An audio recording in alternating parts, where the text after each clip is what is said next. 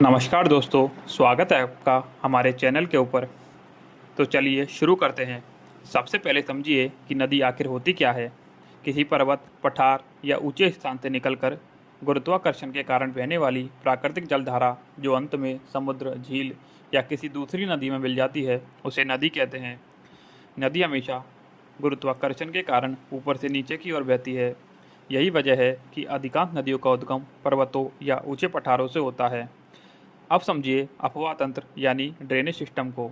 मान लीजिए एक बड़ी नदी बह रही है, रास्ते में कई छोटी छोटी नदियां आकर उससे मिल जाती है, फिर वे सब मिलकर समुद्र तक पहुंचती हैं। इस पूरे नेटवर्क को अपवाह तंत्र यानी ड्रेनेज सिस्टम कहते हैं। अब समझिए ड्रेनेज बेसिन को।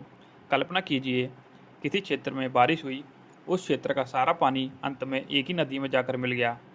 उस पूरे क्षेत्र को उस नदी का अपवाह बेसिन यानी रिवर बेसिन कहते हैं।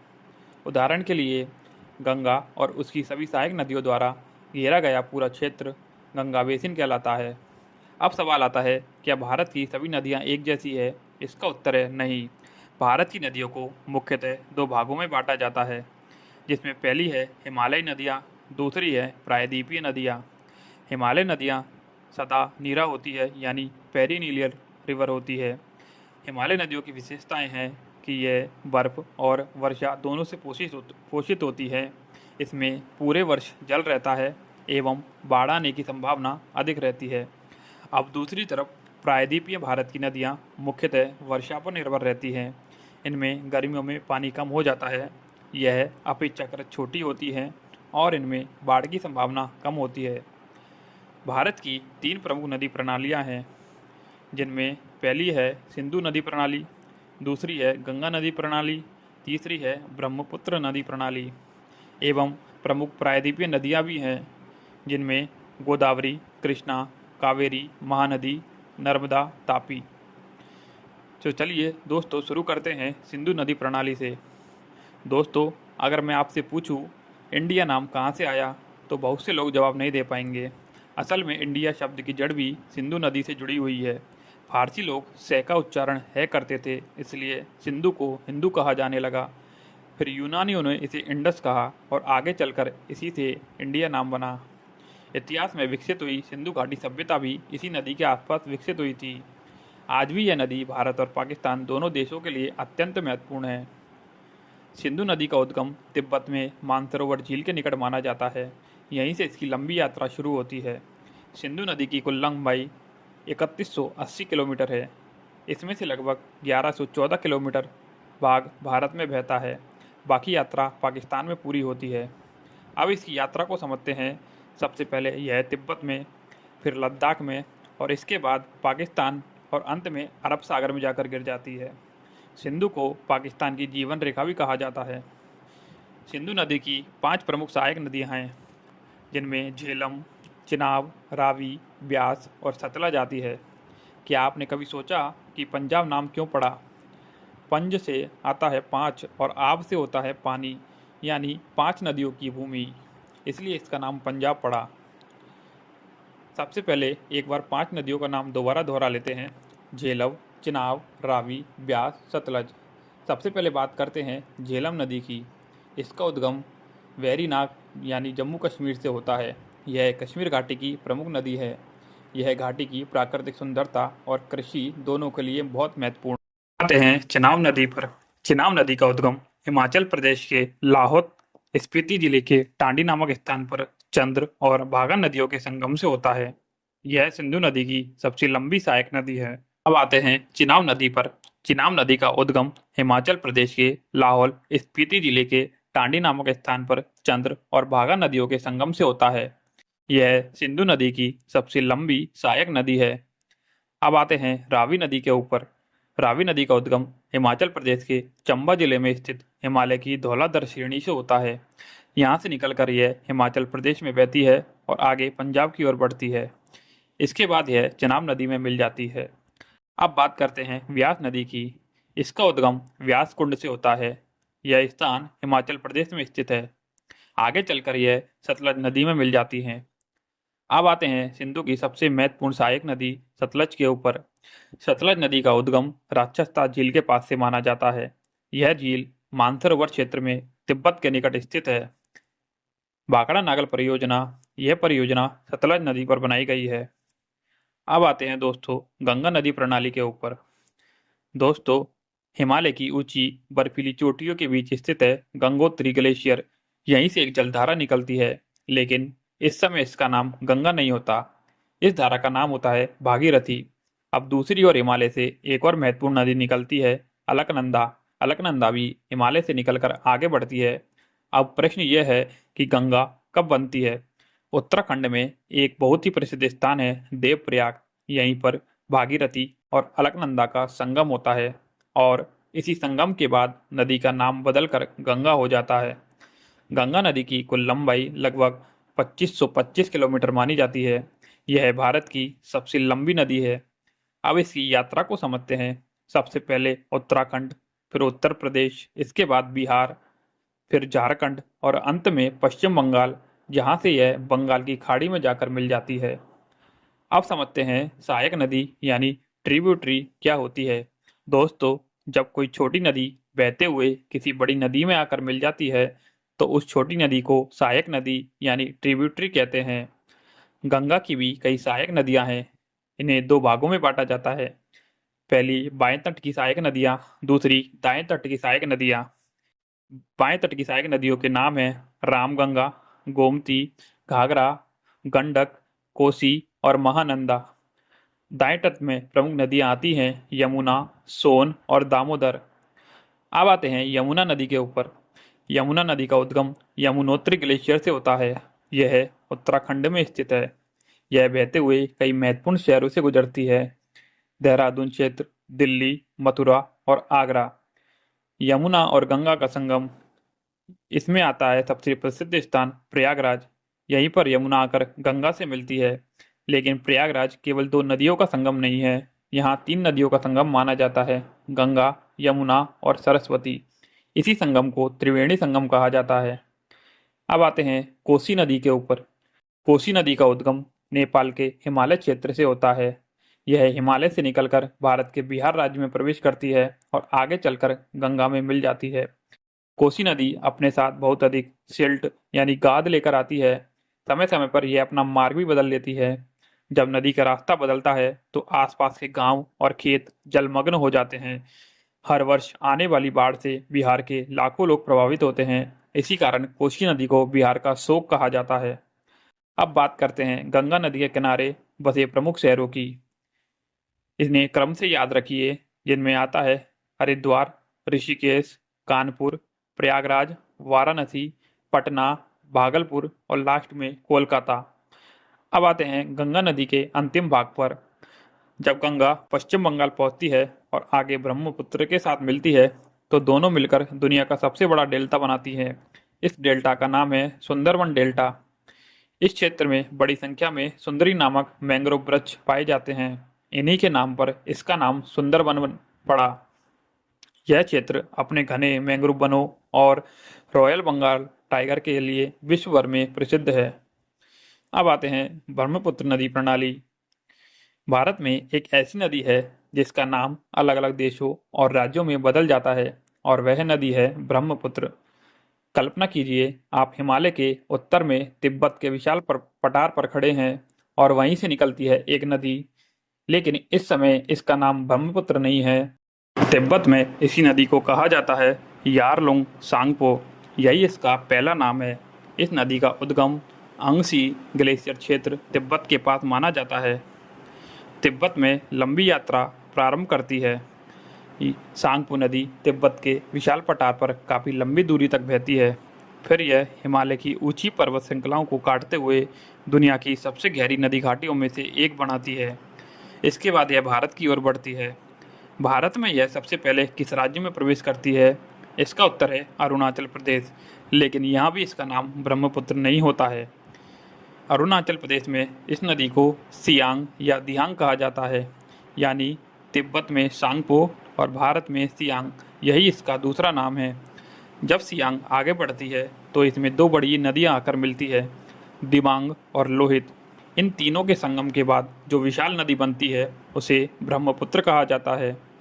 अब ब्रह्मपुत्र अरुणाचल प्रदेश से निकलकर विशाल असम के मैदानों में प्रवेश करती है। ब्रह्मपुत्र को असम की जीवन रेखा कहा जाता है। मानसून के समय ब्रह्मपुत्र अपने साथ बहुत अधिक गाद और पानी लेकर आती है।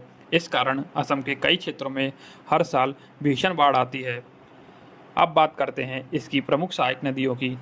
सबसे महत्वपूर्ण सहायक नदियां हैं दिबांग, लोहित, सुबनसिरी, मान, समानस। विश्व का सबसे बड़ा नदी द्वीप कौन सा है? इसका उत्तर है माजुली। माजुली असम में ब्रह्मपुत्र नदी के बीच स्थित है। अब ब्रह्मपुत्र भारत से निकलकर बांग्लादेश में प्रवेश करती है और यहाँ पहुँचते ही इसका नाम फिर बदल जाता है। बांग्लादेश में इसे जमुना कहा जाता है। आगे क्या होता है? बांग्लादेश में चलकर जमुना और पद्मा यानी कि गंगा आपस में मिल जाती है। इसके बाद ये दोनों मिलकर दुनिया का सबसे बड़ा डेल्टा बनाती हैं, यानी कि सुंदरवन डेल्टा। याद रखिए, भारत में इसे गंगा कहते हैं, लेकिन बांग्लादेश में गंगा का नाम पद्मा हो जाता है। ब्रह्मपुत्र के 4 नाम याद रखिए। तिब्बत में इसे यारलोंगसांगपो कहा जाता है। अरुणाचल प्रदेश में सियांग या दिहांग कहा जाता है। असम में यह ब्रह्मपुत्र बन जाती है और बांग्लादेश में जाकर यह जमुना कहलाती है। अब आते हैं गोदावरी नदी प्रणाली के ऊपर। यह दक्षिण भारत की सबसे महत्वपूर्ण नदियों में से एक है। इसी कारण इसे प्रेम से दक्षिण गंगा भी कहा जाता है। गोदावरी का उद्गम महाराष्ट्र के नासिक जिले में स्थित त्र्यंबकेश्वर से होता है। यह स्थान पश्चिमी घाट पर्वतमाला में स्थित है। पश्चिमी घाट से निकलकर पूरब की ओर ये क्यों बहती है? क्योंकि गोदावरी का जन्म पश्चिमी घाट में होता है और अंत में जाकर बंगाल की खाड़ी में मिल जाती है। इसी कारण इसे पूर्ववाहिनी नदी भी कहा जाता है। गोदावरी की कुल लंबाई 1465 किलोमीटर है। यही कारण है कि इसे प्रायद्वीपीय भारत की सबसे लंबी नदी माना जाता है। अब इसकी यात्रा को समझते हैं। सबसे पहले महाराष्ट्र, फिर तेलंगाना, इसके बाद आंध्र प्रदेश और अंत में बंगाल की खाड़ी। गोदावरी की प्रमुख सहायक नदियां हैं प्राणहिता, इंद्रावती, मंजीरा और साबरी। गोदावरी नदी का बेसिन भारत के कई राज्यों में फैला हुआ है, जिनमें महाराष्ट्र, तेलंगाना, आंध्र प्रदेश, छत्तीसगढ़, उड़ीसा और मध्य प्रदेश के कुछ भाग आते हैं। गोदावरी नदी पर कई महत्वपूर्ण परियोजनाएं बनाई गई है, जिसमें सबसे प्रमुख है जायकवाड़ी और श्री राम सागर परियोजना। अब आते हैं कृष्णा नदी प्रणाली के ऊपर। यह भारत की दूसरी सबसे लंबी प्रायद्वीपीय नदी मानी जाती है। कृष्णा नदी का उद्गम महाराष्ट्र के सतारा जिले में स्थित महाबलेश्वर से होता है। महाबलेश्वर पश्चिमी घाट पर्वतमाला में स्थित है। गोदावरी की तरह कृष्णा नदी भी पश्चिमी घाट से निकलती है, लेकिन पूर्व दिशा की ओर बहती है। अंत में यह बंगाल की खाड़ी में जाकर मिल जाती है। इसलिए कृष्णा भी एक पूर्ववाहिनी नदी है, यानी ईस्ट फ्लोइंग रिवर है। कृष्णा नदी सबसे पहले महाराष्ट्र, फिर कर्नाटका और तेलंगाना के कुछ भागों में बहकर अंत में आंध्र प्रदेश में होते हुए बंगाल की खाड़ी में मिल जाती है। अब आते हैं सबसे महत्वपूर्ण भाग पर। कृष्णा नदी की 4 प्रमुख सहायक नदियां हैं, जिनमें भीमा, तुंगभद्रा, घटप्रभा और मालप्रभा आती है। बहुत से विद्यार्थी सोचते हैं कि तुंगभद्रा एक सामान्य नदी है, लेकिन ऐसा नहीं है।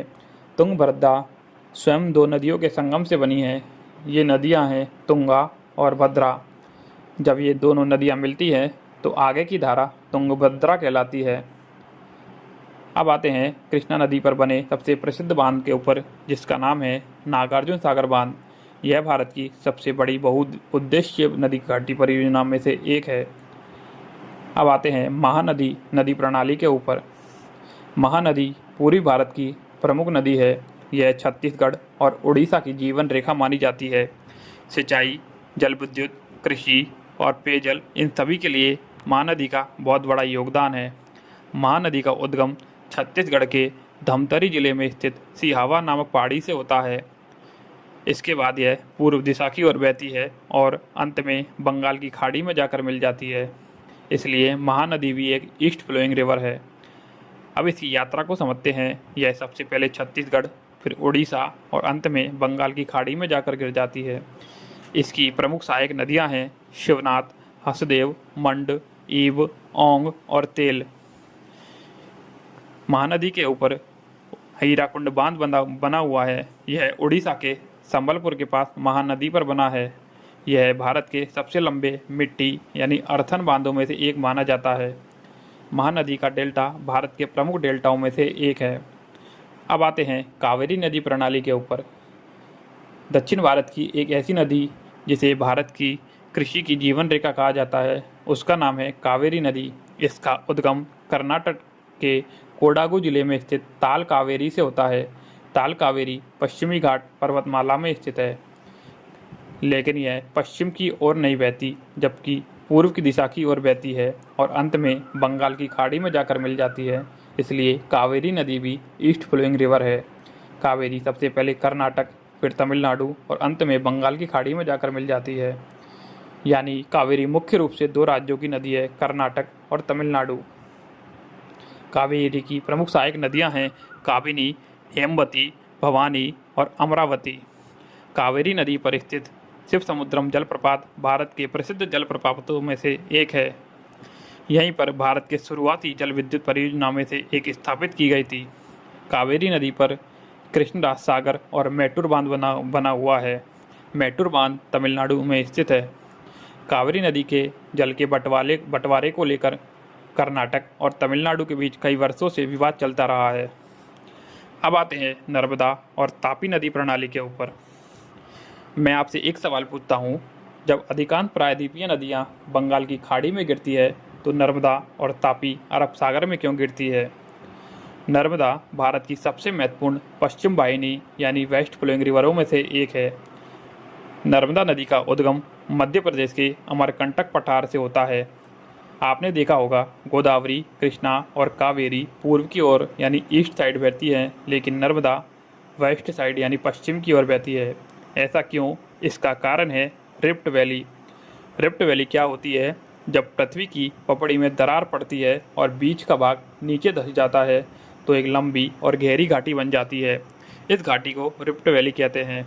नर्मदा इसी रिफ्ट वैली में बहती है, इसलिए इसका मार्ग अपेक्षाकृत सीधा रहता है और पश्चिम की ओर बहते हुए अरब सागर में जाकर मिल जाती है। नर्मदा नदी पर स्थित धुआंधार जलप्रपात भारत के सबसे प्रसिद्ध जलप्रपातों में से एक है। यह मध्य प्रदेश के जबलपुर के पास स्थित है। जब नर्मदा का जल ऊंचाई से नीचे गिरता है तो पानी की महीन बूंदें धुएं जैसी दिखाई देती है। इसलिए इसका नाम पड़ा धुआंधार जलप्रपात। अब बात करते हैं नर्मदा नदी पर बनी महत्वपूर्ण परियोजनाओं की। इसमें आती है सरदार सरोवर परियोजना। इस पर दो प्रमुख बांध बने हुए हैं, जिनमें पहला है इंदिरा सागर बांध और दूसरा ओमकारेश्वर बांध। बात करते हैं तापी नदी की। अब एक और महत्वपूर्ण पश्चिम वाहिनी नदी जो अक्सर विद्यार्थियों को कन्फ्यूजन होता है। तापी नदी का उद्गम मध्य प्रदेश के बैतूल जिले के स्थित मुल्ताई नामक स्थान से होता है। तापी नदी का प्रवाह मध्य प्रदेश, महाराष्ट्र और गुजरात में होकर अरब सागर तक होता है। यह भी नर्मदा की तरह वेस्ट फ्लोइंग यानी पश्चिम वाहिनी नदी है।